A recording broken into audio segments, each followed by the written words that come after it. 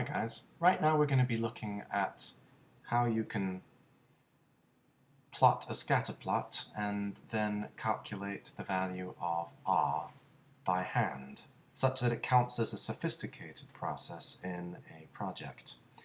You can see that I've got 40 different pieces of data.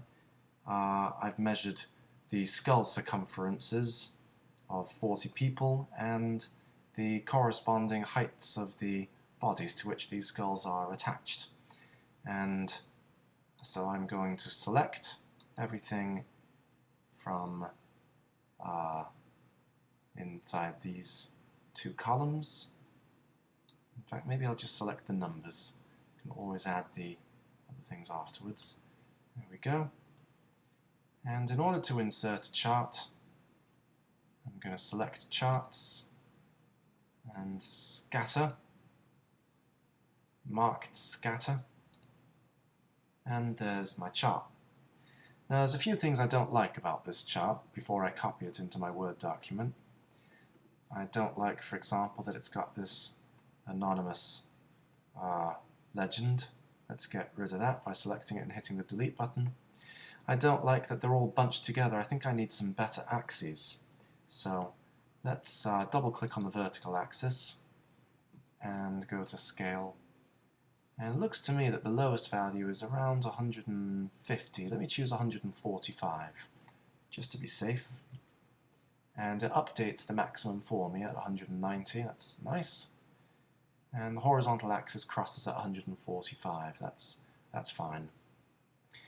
Okay, let's now update the horizontal axis. It looks like it goes from about 55 to, say, 75.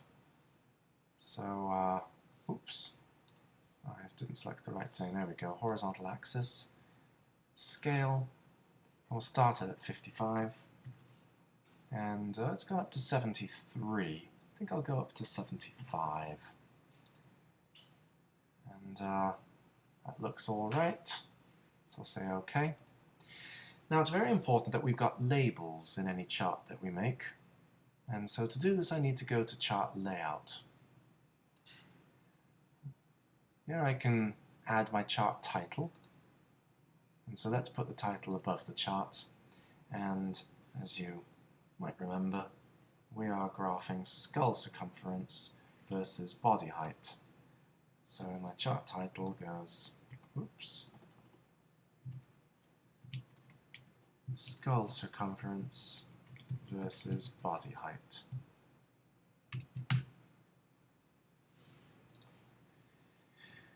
And also in chart layout I need my axis titles. Let's first do the horizontal axis title, and remember that this is the skull circumference, and it's the independent variable because I'm trying to ascertain whether the height of a person is dependent upon the circumference of their skull.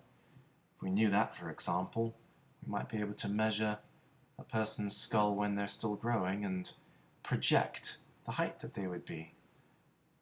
And let's also go to the vertical axis title, and I think I'd want it to be a I think I'll try a rotated title first. Yes, that looks spot on.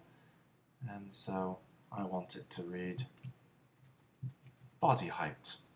It's probably sensible for me to put the units in as well. So this is my body height in centimeters, and down here I've got my skull circumference also in centimeters. And now I've set up my chart.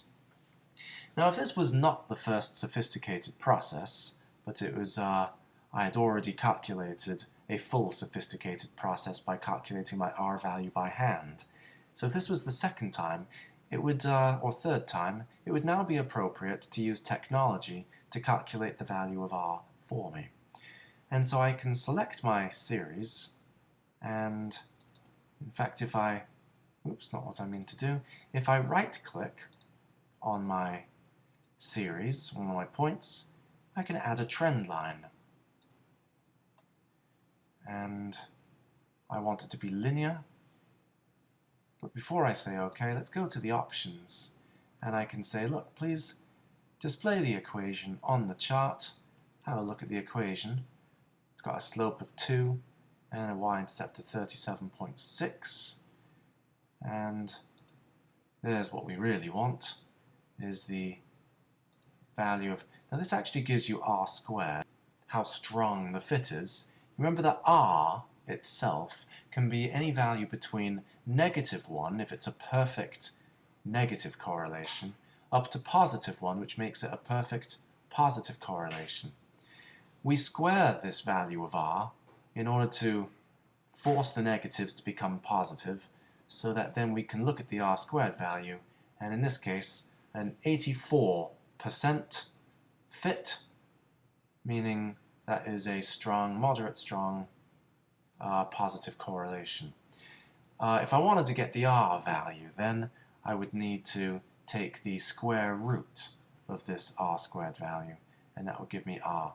But what I've been doing right now is actually not what I want to do the first time that I calculate the correlation coefficient, because otherwise I won't get credit for a sophisticated process. So let's get rid of this and calculate r differently. I'll also get rid of my trend line. So you'll see that over in Microsoft Word, I've already got the equation for my correlation coefficient prepared. I'll see if I can copy this formula over into Excel. Would be a bit more convenient, I think.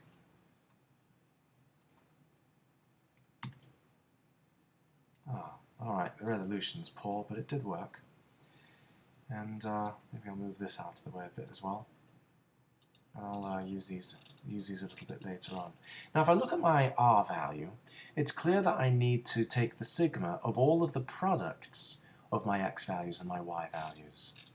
So let's work out the... If I let these be my x values, I'll say x equals the skull circumference, let's say, and I can double click the edge of the column to make it automatically the right width, and y equals the body height, again because centimeters being cut off, let's double click, there it is.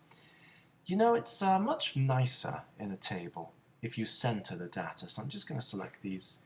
In fact, I'm going to select all 5 of these columns, oops, and let's center all of that data. It'll look nicer when I have it in my paper. So I'm going to be looking for the, oops, I must have hit caps lock, sorry, xy. Now to get all of the x times y values, I can say equals, that creates a formula, and I want to make that cell equal to the contents of this cell, multiplied by, the asterisk is shift 8, the contents of this cell. So you can see cell B2 times cell C2. And I'll hit enter, and there's my product. Let's take this value. You see my cursor switches to a different kind of black cross in the bottom right corner of the cell. Let's highlight it down. This is automatically going to copy this formula into all of the corresponding cells below. And if I select, for example, this one here at the bottom, you'll see that it is B41 times C41. This cell contents times this cell contents, exactly what I wanted. Alright, let's now make, if I check my formula, I can see that I'm going to need all of my x squared values. So up here, these are going to be my x squared values. Not sure if it will allow me to do an exponent, and since I'm not certain, let's just do some slightly nasty notation. Because it's inside a piece of software, this would probably be forgiven. And I also, if you remember your r value, we are also going to need our y squareds to be calculated, so we'll create a column of y squareds. So to get my x squareds, I'll say equal to the x column value to the power of 2. And there it is, 71 squared. And y squared, of course, is equal to this y value to the power of 2. And let's take both of these and move to the bottom right hand corner where the cursor changes to a black cross, and copy them down in order to update all of the cells correspondingly. Now at the bottom, I want to take the sum of all of my x values. You can see that I need the sigma, the sum of all of the x values. I also need the sigma, the sum of the y values. I'm going to need the sum of the x squareds, the sum of the y squareds, and the sum of the xy.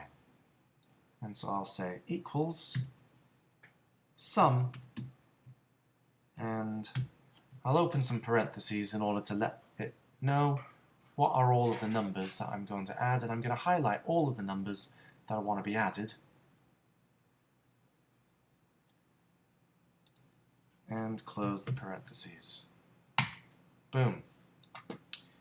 And again, if I select this cell and drag it over to the right, it will update and it will create the sums of the respective columns. And these down here, I'm going to make bold because they're the really important values that I'm going to be using. I suppose if I was going to do that, I should probably make other things bold too, like the titles. And if you copied this table over into Microsoft Word, it might copy over without the grid lines, or it might print without the grid lines. So let's put in the grid lines here. I'll select all of my data up to and including the titles of each column, and let's put in a border around these cells.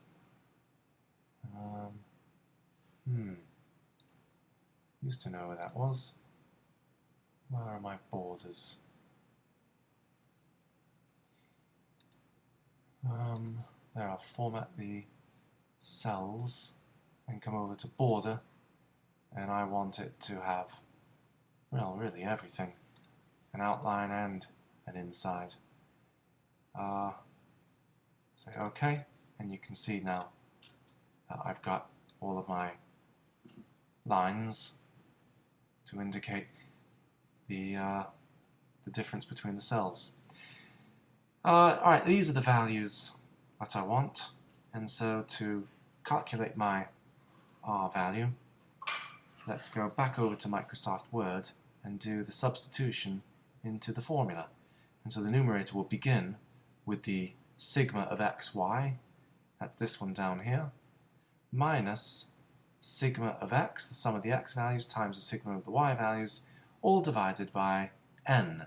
And we know that we've got 40 data values in this particular set. So here we go. Sigma of xy. Let me copy this formula. And there we go. We know that the sigma of xy, I've forgotten it already, is 437881.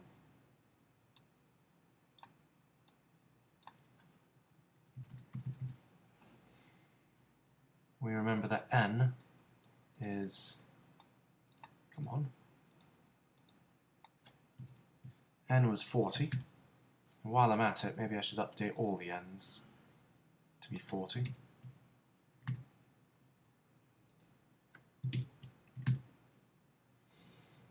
Alright, now let's do sigma x and sigma y. These actually each appear in two places. Start with sigma x, 2603.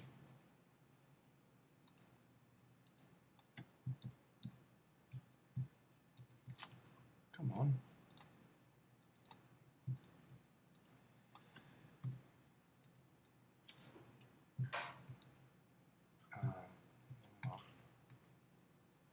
Right, 2603 times where's my little multiplication symbol? I guess I can use that one. And the corresponding y value is sigma y 6712. And I've done my numerator. For the denominator, I know that this value inside the parentheses we worked out already is 2603, and sigma y 6712. And all that remains to be done now is sigma of x squared. So that's the sum of all of the x squared values. That was this column here, 169,939. So,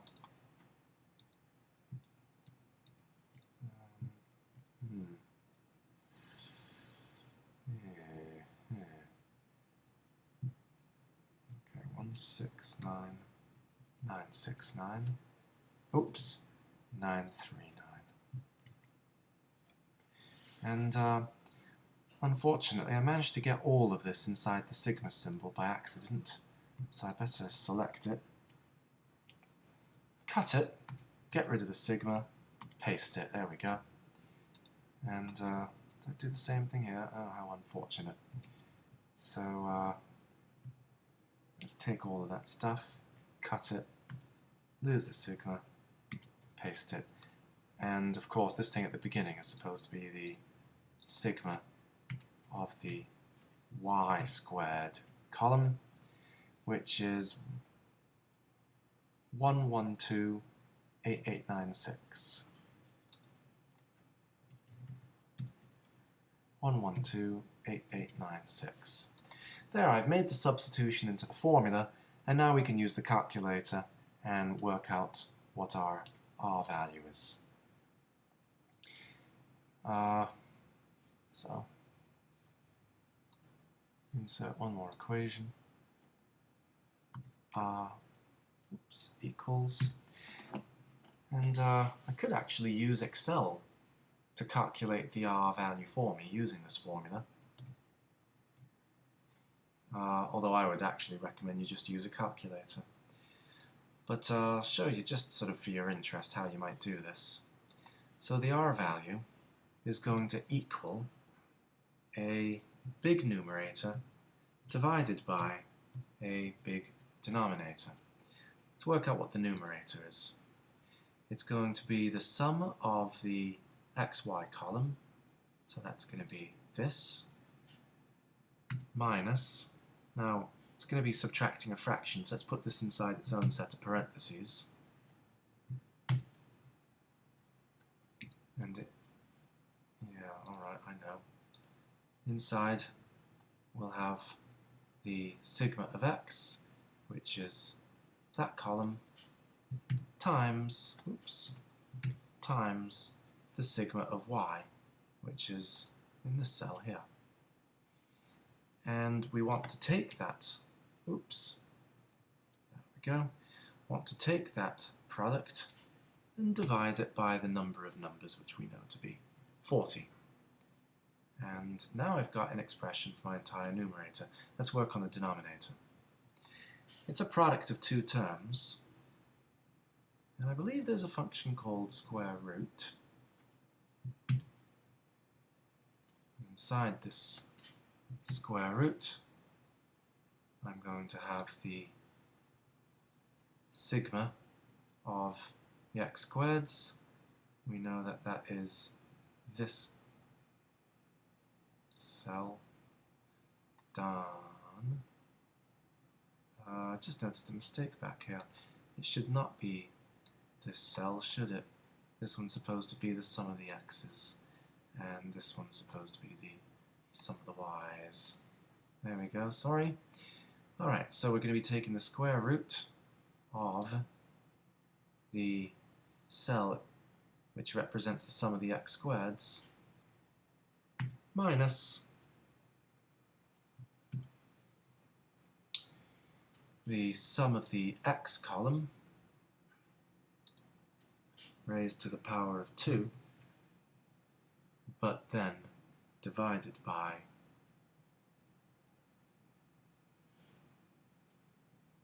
the n value, which is 40. And yes, fine. Oh, golly. Let's double click so we can keep editing that. So I've got my first square root. I now need to have in my second square root, which is still a part of the denominator. So let's multiply it by a brand new expression, which is part of the denominator. And so this is now going to be sigma of y squared, which is that one, minus, and an expression which is the sigma of the y's raised to the power of 2. Ugh. Ugh, I know. And we want that expression to be divided by 40. And then it's probably going to complain that I need to close off another set of parentheses. There, is it? Happy now? Oops. Hit enter. And there we go. Got an R value of, oh dear, this is much lower than I was expecting. I thought I was going to get a big R value. See if I can find a mistake in my formula. Oh, I see. I didn't multiply by the square root of this second term, did I? So I need to multiply by the square root of all of that stuff. Ah, there's that nice big R value that I was hoping for. So of course your calculator would have given this to you already, based on what you substituted into the formula in Word, but as I say, you can work it out using Excel as well. So, sorry, where am I? 0.915, or if I'm going to be a bit more precise, 0.91495.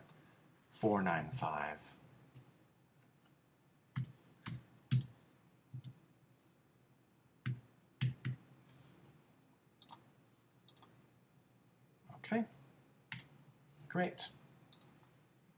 Don't know why these are all centered. Let's get rid of the centerings. Not really necessary.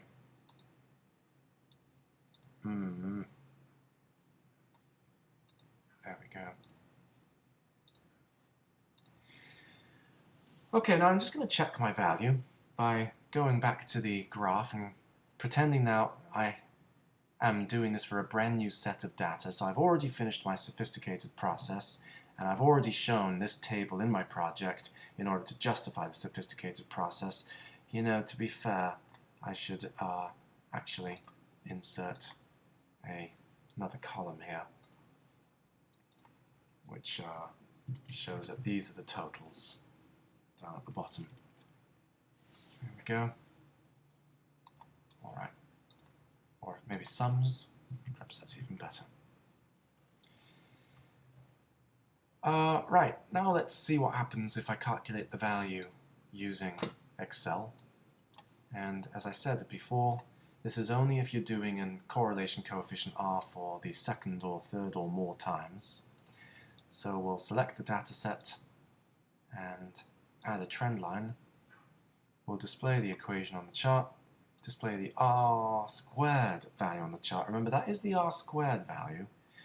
Let's compare this then. If this is my R value, okay, let's see what R squared would be. So I'll take my value here, which I hope to be R, raise it to the power of 2, and look at that. It's the exact same value, 0.83713. So this is evidence then that that my by hand calculation, my sophisticated process, is correct because I've got an R squared value which corresponds, demonstrating a strong correlation. And so in my project then, if it was a sophisticated process, I'd want to copy over my whole table. Now, it's a little tedious sometimes to copy over the whole table, so let's do this. If you've got only, say, 40 data points, then maybe you do want to copy them over to your Word document. We'll see how it looks.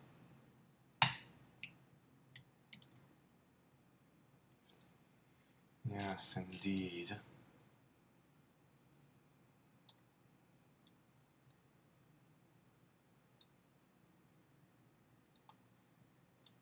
And you know, this is going to be a bit of a hassle to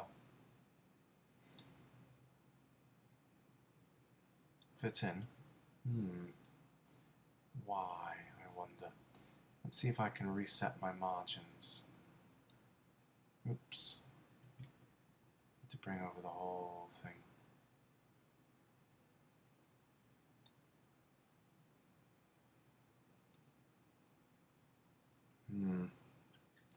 Alright, well, sorry, I can't figure out right now how to format my table.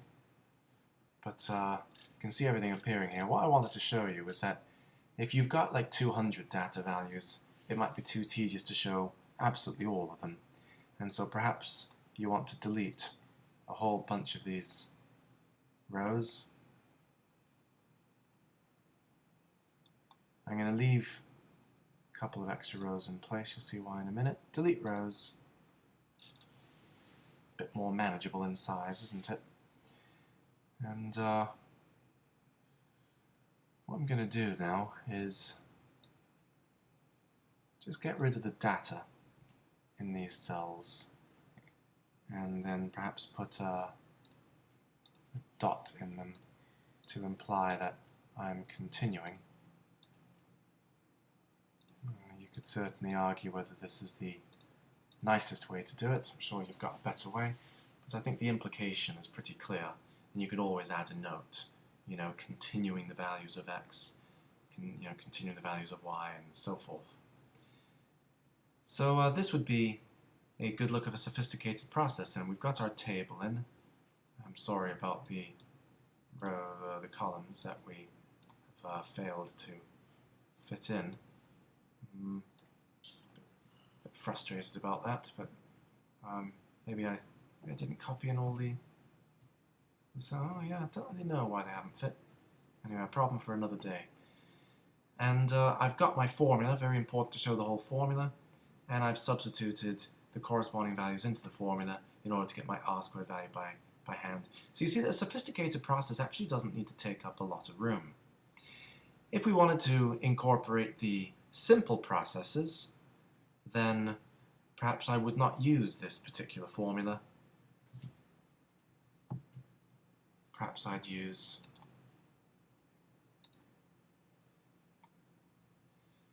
these formulas first, in order to calculate x bar, y bar, s of x, s of y, and then perhaps I'd start with this formula, convert it to this formula, and then I'd be able to substitute in the x bar, the y bar, the standard deviation of x, standard deviation of y that I already found using my simple processes. So I hope now it's clear how you would calculate an r value or an r-squared value in a sophisticated process, or using technology.